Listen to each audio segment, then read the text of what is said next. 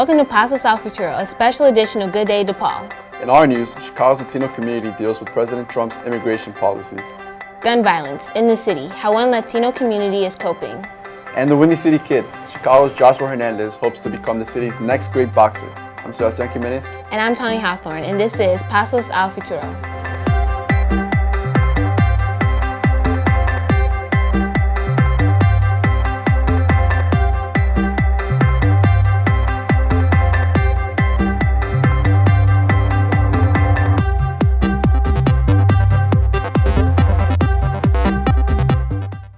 It's been a troubling and challenging time for many Latinos in Chicago. The issue, the Trump administration's policies toward undocumented residents. But help is available for many of these residents. It's coming from Chicago's Mexican consulate. Pasos Futuro's Daisy Trujillo reports. When Mexico sends its people, they're not sending their best. They're sending people that have lots of problems, and they're bringing those problems with us. They're bringing drugs, they're bringing crime, they're rapists, and some, I assume, are good people. President Trump promised repeatedly during the election campaign that Mexico would pay for a border wall along the U.S. He also promised to deport those who are in the country undocumented. If somebody's an illegal immigrant, they shouldn't be here at all. There shouldn't be any crime. They're not supposed to be in our country. Under the Obama administration, immigration authorities prioritized those convicted of committing serious crimes, such as murder or sexual assault. But others, convicted of less serious crimes, are now being deported by the Trump administration. Here in Chicago, the Mexican consulate is providing legal assistance and representation for unprotected, undocumented immigrants who are facing deportation. Marcelino Miranda is Mexico's consul for Defense of Mexicans and Legal Affairs in Chicago. That every day we are informing and we are educating all the people who come to the consulate for different services about the rights here in the U.S. that are protected by the Constitution of the United States. Miranda says it's important to empower those facing possible deportation. So what we want is that the Mexican-American community and the Latin American community becomes empowered, and they know more about the rights and they exercise their rights. That's the positive effect.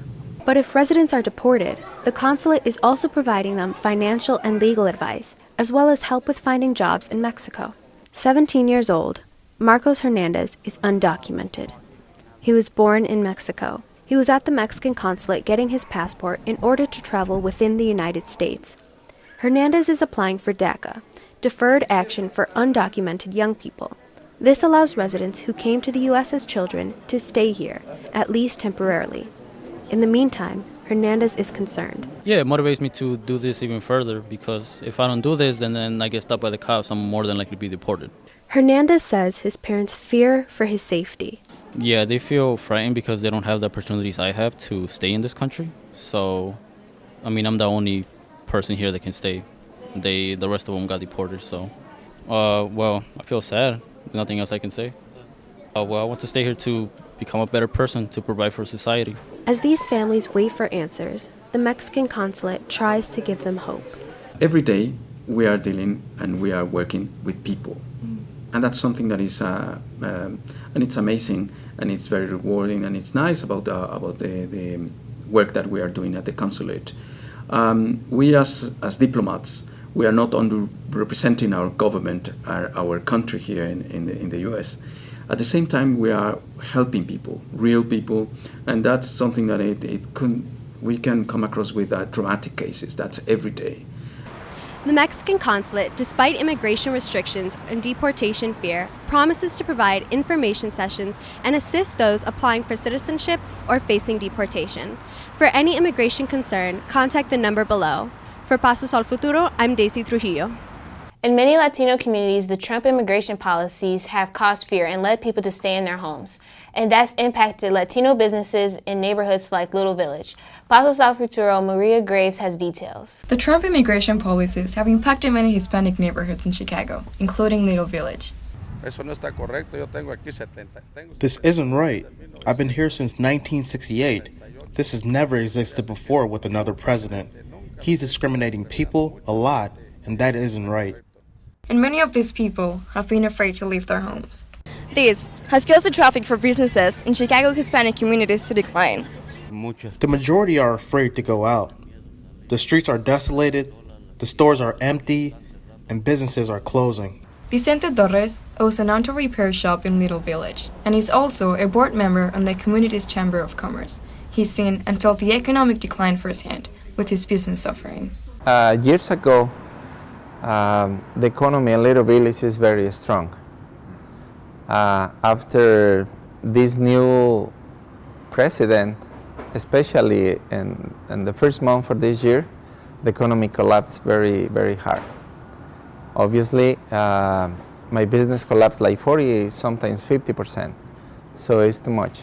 Down the street, Marco Rodriguez, whose parents created the neighborhood candy and party store Dulcelandia, also experienced a decline in sales. We saw actually a huge decrease in sales the month after the election in December. It was probably our worst December since 1999 actually. And we attributed that to the election.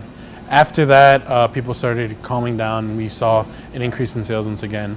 And as we've seen, the decrease in sales was significant, but we were able to rebound and really help because once the community got over the initial fear, then everything kind of started getting back to normal. Despite the initial fear, the business leaders here say the community has stuck together.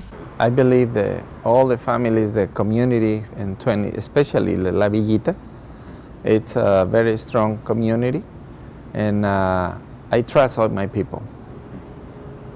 Something happened, it's normal, but I trust all my people. If I can help to one family need something, if I can do it, I do it. The Little Village business community is continuing to remain optimistic in hope that President Trump's ideals against Hispanic immigrants don't become the new reality. For Pasos al Futuro, I'm Maria Graves. For many undocumented residents, help has come from a variety of sources. For example, in a recent referendum, DePaul University students voted to provide scholarships to undocumented students. Those scholarships will be funded by a $2 increase to the quarterly student activity fee. Gun violence. It's taken a big toll on many Chicago neighborhoods, including Brighton Park. But as I found out, some people there are working together to deal with this tragic problem. Well, another case of deadly gun violence. We begin with a look at Chicago's violent Easter weekend. So far, more than 30 people shot. Another senseless drive-by shooting in Chicago. Gun violence. It continues to devastate some Chicago neighborhoods. So far, 359 people have been shot and killed in the city this year. On average, 9 people a day are shot across Chicago, and many of these shootings are unreported. In June, President Trump expressed his concerns about this issue over Twitter. He later sent additional federal agents to Chicago to help deal with the gun violence crisis. That violence is impacting neighborhoods like Gage Park and Brighton Park on the southwest side. As gun violence increases in Brighton Park, parents are concerned for their children's safety. Estoy muy preocupada por su seguridad. Pensé que en el área de Gage Park iba a ser un poco más. When I moved into Gage Park, I thought it would be safer, but the violence is everywhere. It's in Gage Park, it's in Brighton Park, it's in the back of the yards, and my children have to grow amidst this conflict, and it scares me. Cabrera is head of the Safe Passageway Committee in Gage Park. She collaborates with Brighton Park's committee, which meets at Thomas Kelly High School.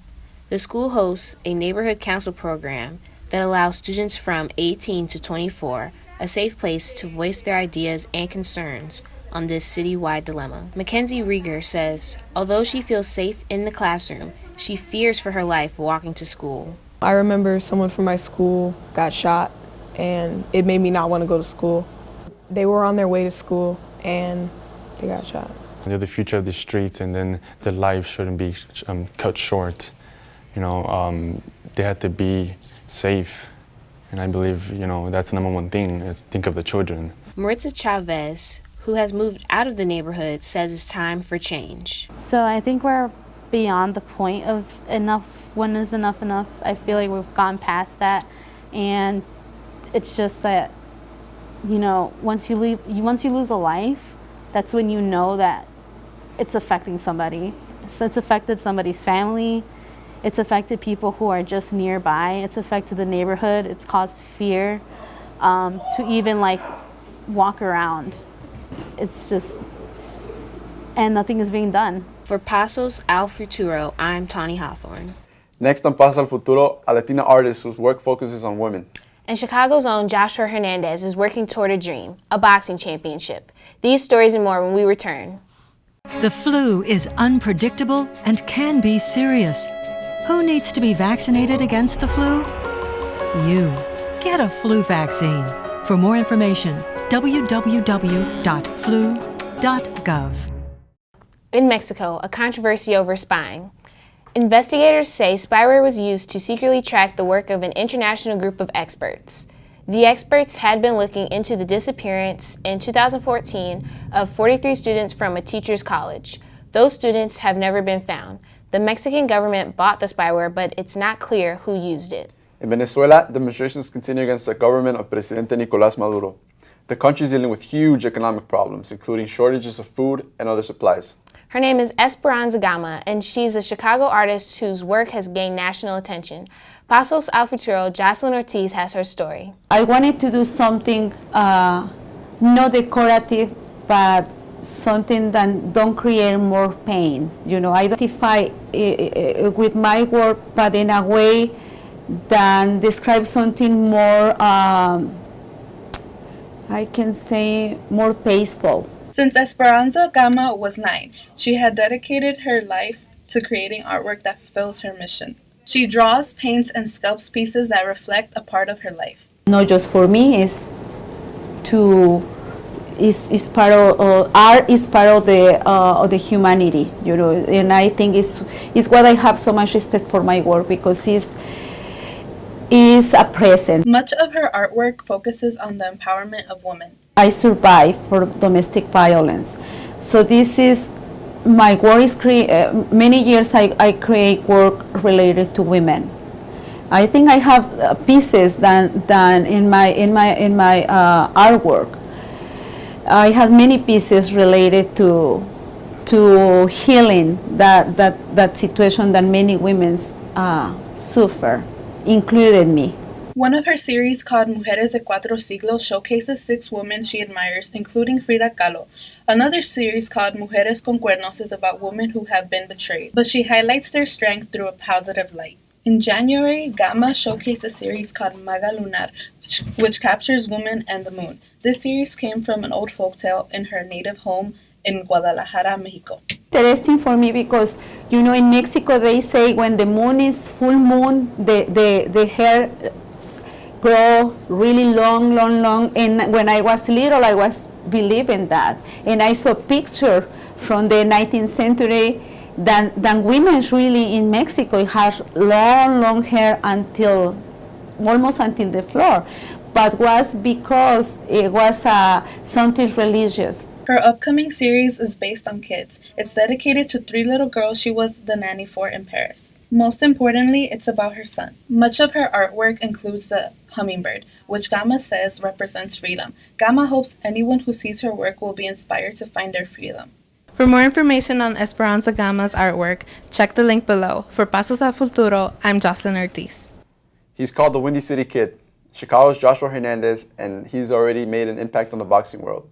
I recently spent some time with Joshua and learned more about this unique boxer and man. In the boxing world, he's known as the Windy City Kid, but there's so much more to Joshua Hernandez.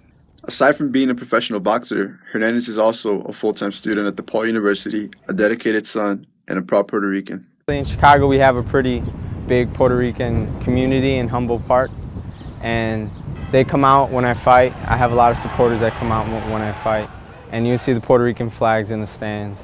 So being Hispanic means everything. Hernandez decided to go pro 2 years ago.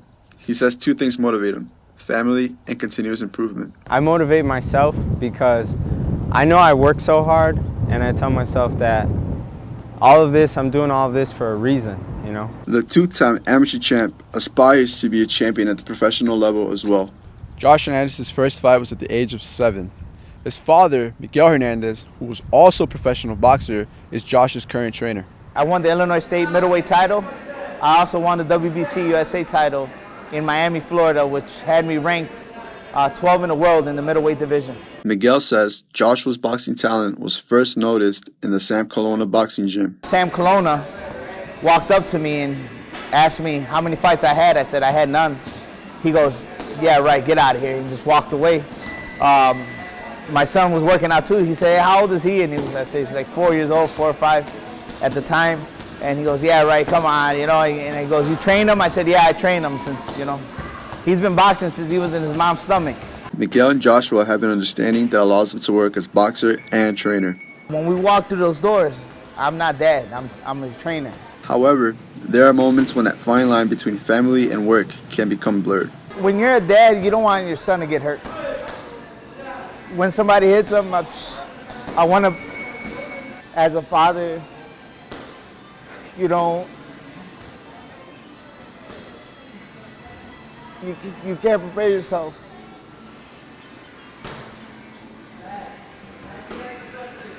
Joshua had been undefeated with 5 wins, but he recently suffered his first loss, a technical knockout. I grew a lot because of that fight, you know. I think about it every day. It doesn't leave my mind, but in a way, I'm happy it happened because it changed me as a person. It truly made me a man. Every fight is a learning experience. So his last fight, you know, he learned, we all learned something, you know. I learned that my son is not Superman. And Joshua says the loss gave him a new perspective. I really don't care what the world thinks of me. As long as I'm happy at the end of the day and I go to sleep peacefully and my family's taken care of, my mom's healthy, my dad's healthy, my brothers are okay, that's all that matters to me. In the meantime, Josh was set for a rematch on July 29th against Carino Guaman, who handed him his only loss. Then it's back to school at DePaul. After graduation, Hernandez says he owes it to himself to take a year off and focus on his boxing. For Pasos al Futuro, I am Sebastián Jiménez. That's all for this edition of Pasos al Futuro, a special edition of Good Day DePaul. I'm Tawny Hawthorne. And I'm Sebastián Jiménez. For all of us at DePaul Summer High School Journalism Workshop, have a good summer and a great year.